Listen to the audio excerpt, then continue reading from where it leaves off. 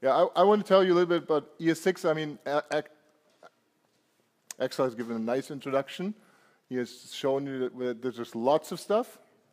And actually that lots of stuff brought me to the conclusion I want to, grab that stuff and use it. And that's what led to ES6 Katas. And I want to tell you a little bit the story, and then we're going to use it a little bit. And then I need your input because we need to solve some problems.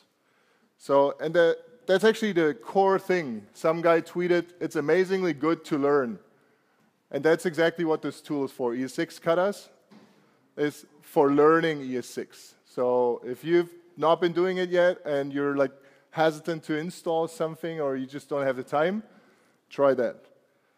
As Axel was saying, June 2015 was released, the specification, which is pretty cool. So I'm just, because we were talking about that before, just want to quickly explain to you what that logo is.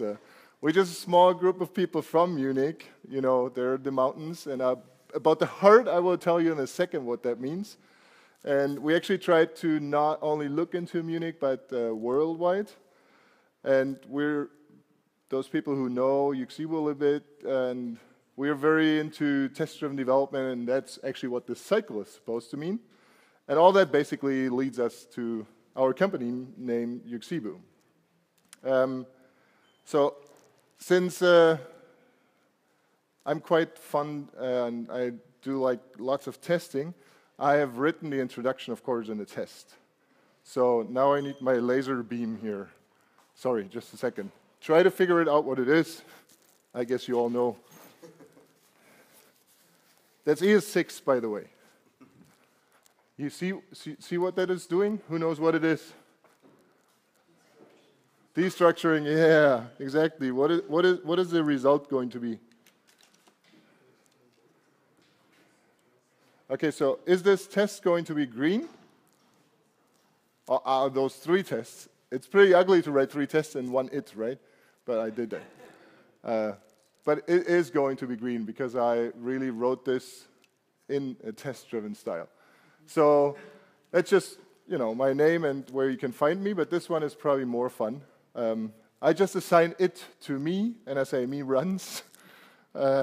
Stuff like, we'll see what this is in a second. ECMAScript, ES6 Katas, tdbin, I will tell you a little bit what it is. But do you see this comma there? And do you see those 3 dots there? Who knows what that is for? Actually, I just put it in there so I could use another ES6 feature than in the slide before. So that comma is basically taking out ECMAScript. Well, first we're splitting this on a comma, right? Then this comma is saying like, ignore the first one, but take all the rest. And all the rest goes into runs. And then runs is basically an array of the other 3 things in there. So that's just introduce myself by some tests. I said I want to say a little bit about the heart. So heart basically is, when we founded the company, we found each other through open source. So we always want to give back. And ES6 Katas is one thing to give back. Another one, which is essential and will be needed for using ES6 Katas, is tdbin, which is basically a tool that actually came up for an event that I want to mention in a second too, where we needed a test-driven development environment just with no setup. And you guess what it is? On the left, we have a test, and on the right, we're going to see that the tests either pass or fail. So it's basically just in the browser test-driven development tool where you can just go there, have nothing to set up, nothing to install, and just play with test-driven development with Mocha, which it currently supported. And if you just have a small thing, you say, like, I want to try test-driven development, go for it and try it. I actually know a guy, he told me that he's using it because his project where he is, there's 10 people, nobody uses test-driven development, but he does. And he says, I'm developing my code in here, then I paste the production code into the repository, but this way I can work test-driven development style, and I don't care. I mean, the others, they don't want to install those tools, so I say, well, you know, I do my style, they do their style. So it's basically a tool for ready-to-use test-driven development, and it's just for practicing. Just go to tddbin.com if you like to. And actually, tddbin was created because we're running an event, the JavaScript Code Retreat. I've seen some people who had been at one. Wow, so many, that is awesome. Cool. So who does not know what a code retreat is? Okay, a code retreat is basically an entire day, a Saturday normally, where you go and do the stuff that you basically don't get to do during the week. It's those things that when you go, you know, after work, you have shipped the thing, and you're happy that you shipped, but you sit there with a beer with your colleagues and say, oh, you know, we shipped that thing, but I could have done better here, I could have improved there, I actually could have written a test here. And that's what you do at a code retreat. You do those things where you cut corners in your daily work. So the code retreat takes place every 3 months, and it's all about test-driven development, pairing, and clean code. So the next one is actually on the 5th of September. Somebody wants to join.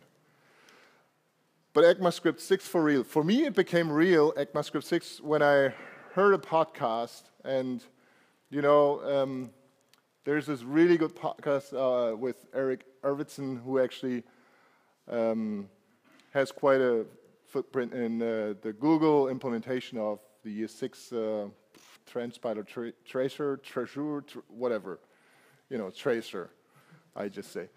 And for me, it was this itch I always had, like, you know, there's this new technology, I want to use it, and but then there was this specification, and I thought, okay, specification sounds like really cool, and actually they're obviously going to agree at some point.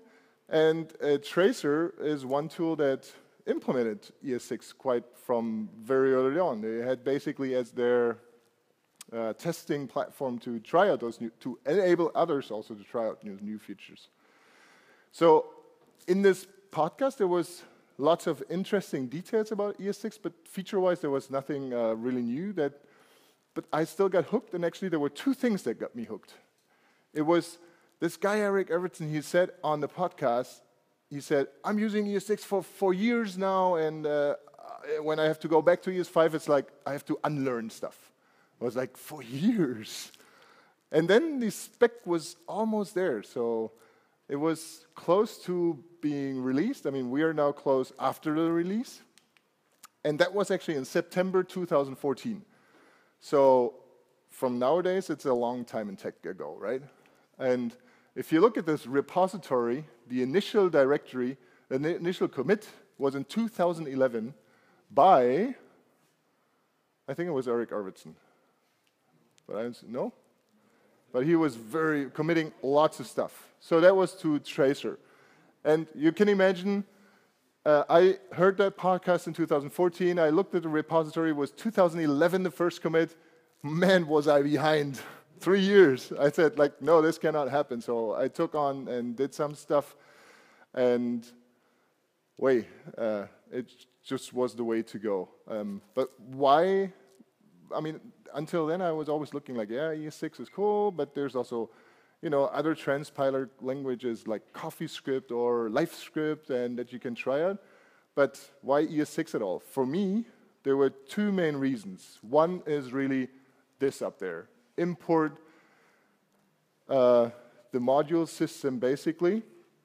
And I have been fighting with Require.js for years and actually tried to keep out of it. And I have a colleague who is really, really in it, and he knows all the features. He has committed bug fixes and whatever. I said, no, this is a missing feature in JavaScript. I don't want to, you know, I wait until it comes. And finally, it's there. And the other thing is arrow functions. And arrow functions, I think, is like really awesome. I don't need to go into detail about that, I think.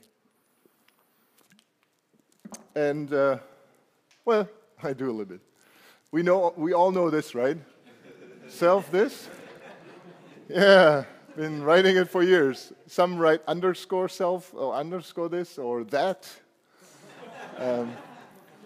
Then with ES5, I think we got a little bit better. We bound the thing to it. But hey, imagine there's lots of code in there. How ugly will this be? And you will not find the bind, actually. And then we actually got a little bit better and assigned name outside and use it in there. And we're like, ah, cool, the scope bubbles, right? And but breaks object orientation, basically. So finally, there is our arrow function, which makes this work.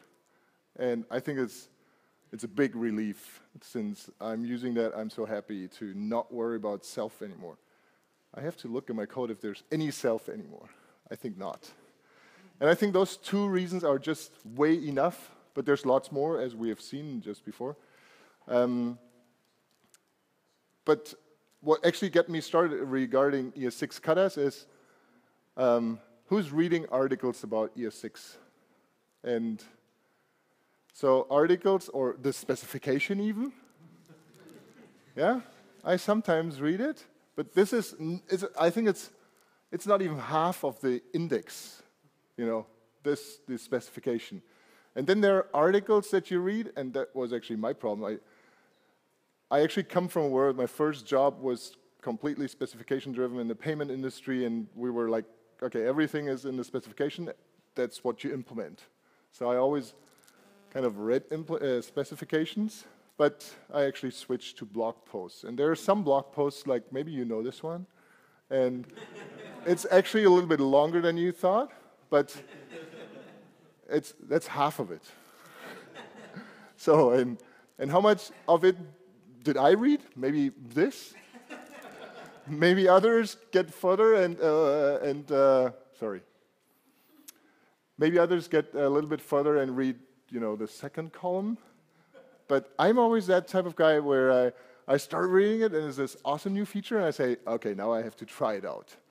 And then actually comes my TDD cycle back and it says, okay, if you want to try it out, just, you know, do it the testing style.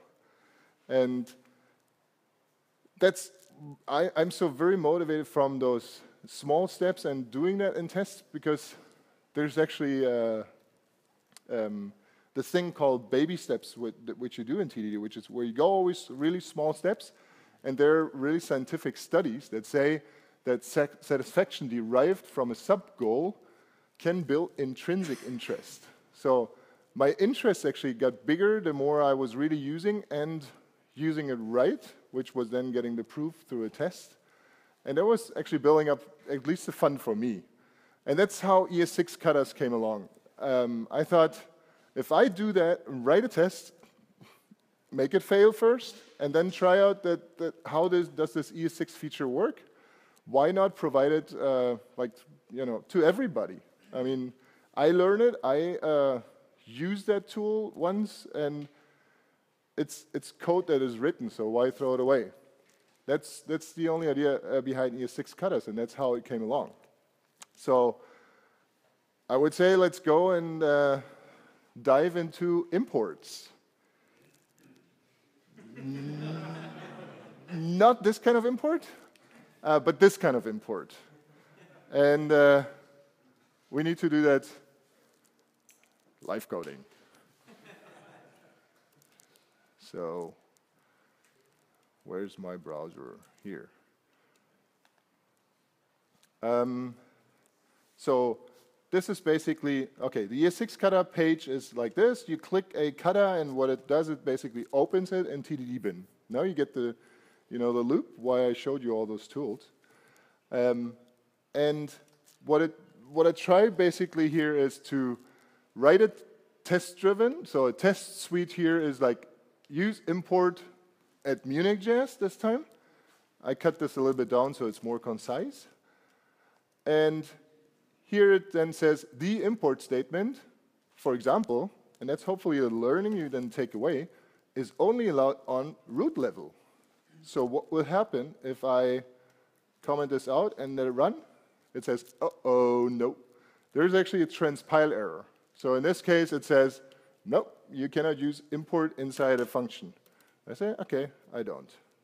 Next test. So actually, I don't want this test anymore. I remove it for now. Import members. A single member, use import from module. So now I need your help, how we can do that. Here's the assert that I expect. So now we need a solution.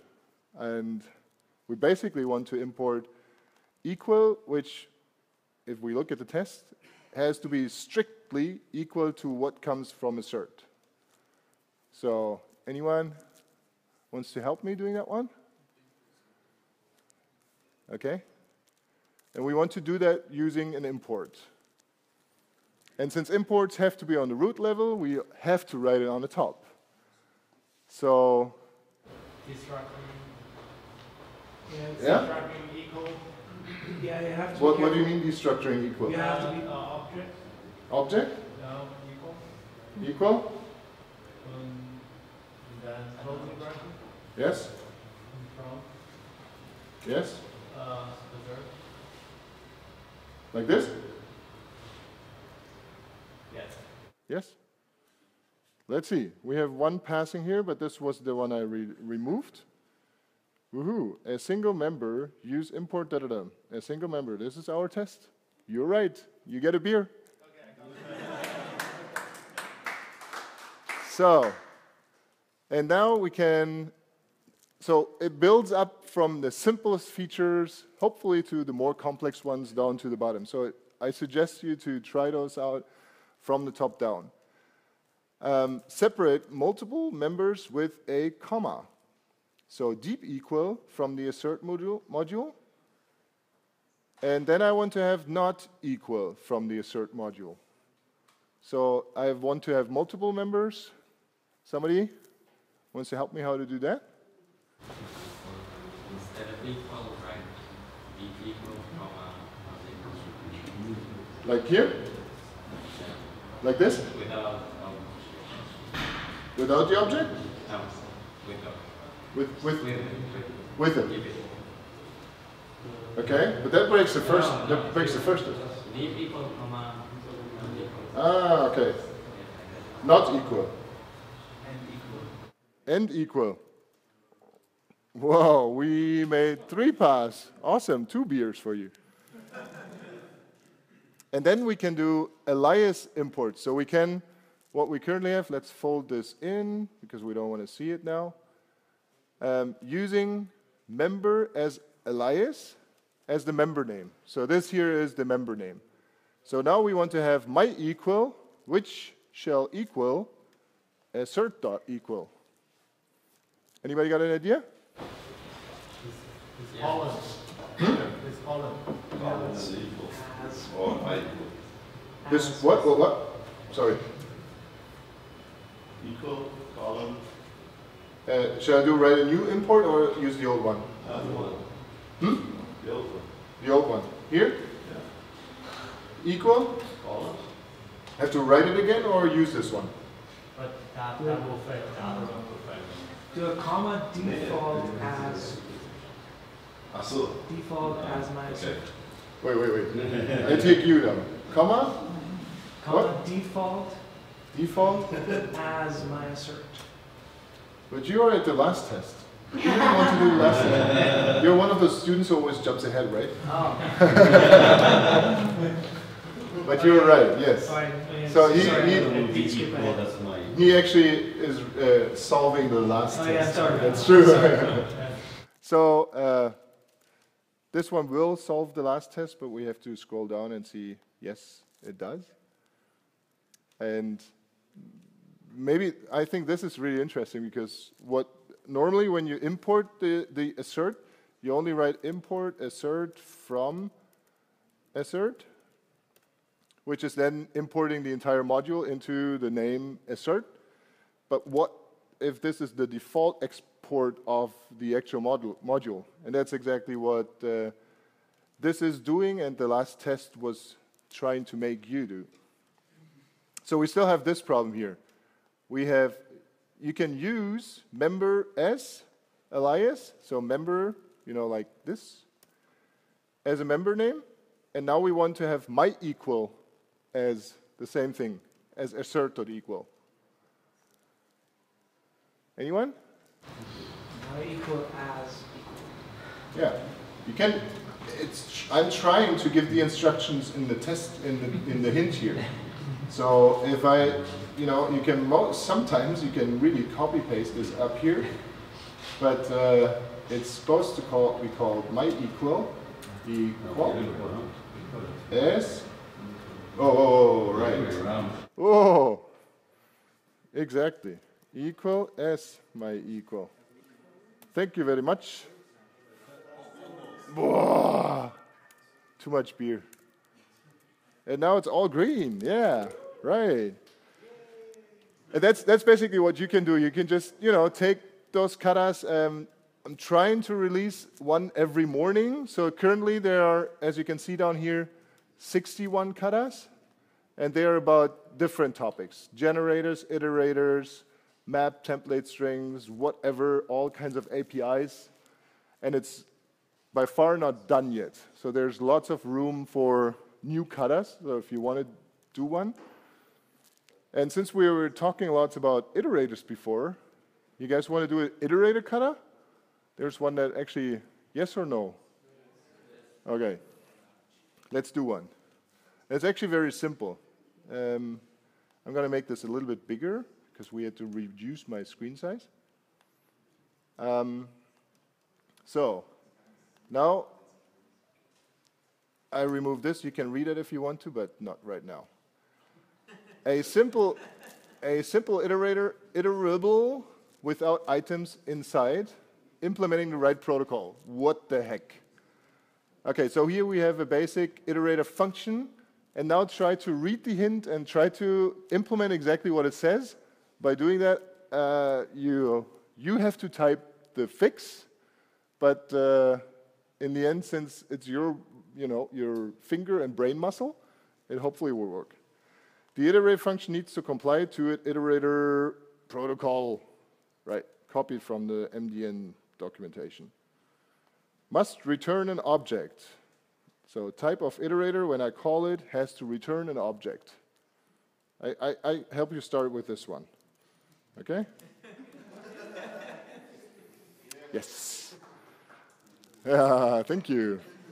One beer for me. So the next one. The object must have a key next. Who wants to tell me how to do that?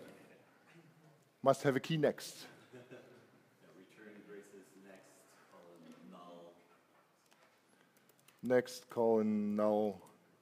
Let's see. One test passing now, and Which would be a function? Okay. which must be a function, right? You didn't read until the end? No. I didn't either. Yeah, awesome. So actually there's a test missing, right? Yeah, exactly. Yeah, you're right. You're absolutely right. Or you could also remove the colon, the function.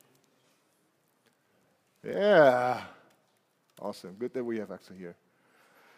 Yeah. You get a beer too.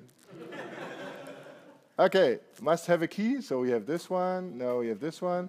Calling next must return an object with, let's copy this one. And put it where? Where? Inside the next. So here. And return, right. Oh, return. Arrow function. So we got 3 tests green. We can close this one. Now we get to the iterable. Yes, there is iterator and iterable. If you do that kata 3 or 4 times, or if you create it yourself, you will know what they are. The iterator function needs to go, well, we had this one. The iterable must be an object. I gave you the iterable here, in the before each, we want to have it. So next one is green. It is an object now, must have the iterator function, and now comes the interesting part, assigned to the key symbol iterator. Okay? How do we do that? Because that's funny. It has to have the key of the function has to be symbol iterator. Actually, you showed it. Let's see if you could also say iterable in the next line, do a return afterwards. Go to the end of the line. Here? Return. Iterable open square bracket symbol dot iterator equals, and then you could do the iterator function. No, the iterator function. Iterator function. Well, it currently says must have the iterator function. Another one missing. Go away. Iterator function. Yeah. That should work, right? And let's see. There's one missing on the right there. Yeah, cool. That's green. You can be drunk tonight. And using the iterable, it contains no values. Actually, this one is, you know, we are 4 off. We are using this here, the 4 off loop. And we're trying to add it, but our iterator doesn't return anything because it returns done equals true right away. So, but we expect values to be an empty string. So we just do that here. This one works. Now, it has no length property. The iterable has no length property. Too bad. How do we do that? Has length property shall be false.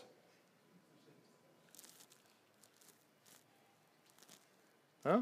No point? Someone? I just want to check if there is a length.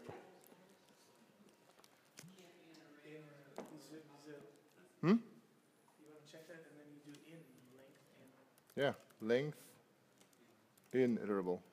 Next one is green. Yes? And it can convert it to an array. Now we use this function here. Always use what is written in the comment. Yeah, you can also do the triple dots. But it's less explicit, I think. So this is green, and actually now the array, we just copy paste from here, has a length, and now we pass the last one, because now we have error length. The length has to be 0, that's it. So if you want to do that, you can hopefully always, you know, pick up a new feature every time you do one of those katas. There is, as I said, there's many to do, many to go. And there's some really interesting one with the destructuring. I have to say, I have learned lots of stuff just by doing those katas. So if you want to do ES6 katas, feel free. That's it. And the learning you take away is basically what you get as the passing tests on the right side. And I'm trying to write them this way that they really tell a story. So they use the import function, blah, blah, blah. The import statement is only allowed on root level, import an entire module, and so on, and so on, and so on. So if you are done and all this stuff is green, you can probably just read through the learnings and say, like, OK, I picked that up. So that's all from me, and thank you very much.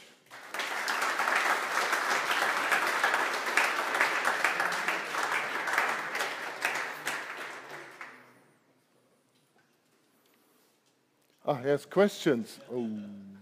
Just one question. Did you actually do deconstructing on the import?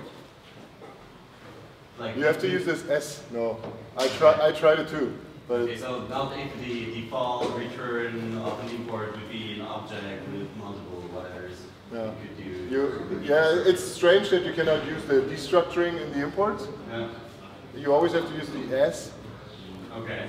And why do they use this different kind of? Why do they use as and not the same format as the deconstructing? I don't know. Ask Axel. Axel is the one who knows. Yeah. Here you go. Why are the imports? Why do they have different syntax for the deconstructing and for the import? Because they want to avoid the illusion that it is like because everything is very static. With the whole module structure is very static, which means you can analyze it without running it because there's no if then else, and you can't do an import. Say if something you would have to strip features from destructuring just for importing. Yeah, so they want to make it clear that this is not destructuring, that it's something completely different. That's But why it they looks did. alike, so. And the default support.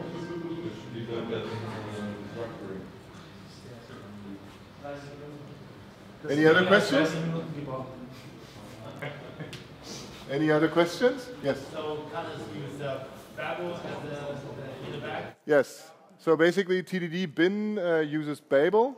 It's a browserified version that is loaded in the browser, and that's why all the stuff works in the browser. It's not going to the server, just for loading the page. So it's doing all this stuff in the browser, yeah. Yeah, yeah. I mean, you can go to GitHub and just clone it and run it locally, whatever you want, yeah. Any other questions? If not, there's enough time still tonight for doing some ES6. Thank you.